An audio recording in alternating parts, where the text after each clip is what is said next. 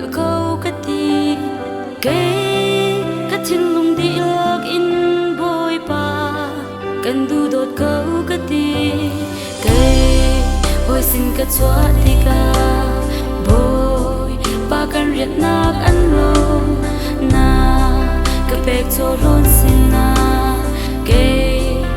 lùng chín chu ăn xóa na cả bẹc mi thật xóa xin na bôi pa cần hơn nào chú anh vô lây thật xóa chú anh lôi vô lây bẹc mi đủ đốt nát chú bôi pa chỉ khát ra lòng anh si na ca bẹc mi thật xóa cho lo cả đủ tay chân bằng in bôi pa đủ đốt ta dùng ra linh cần đủ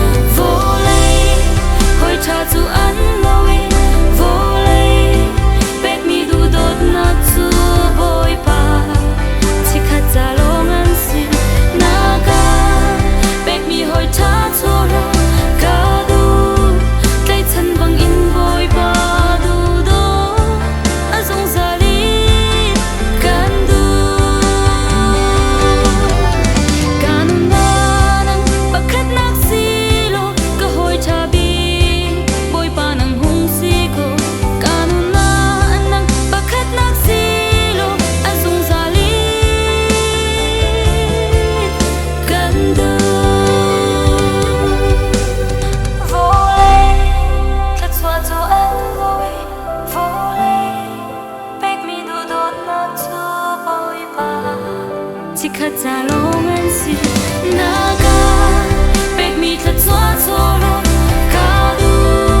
tay chân bằng in bôi pa đủ đó anh dùng ra linh cần đốt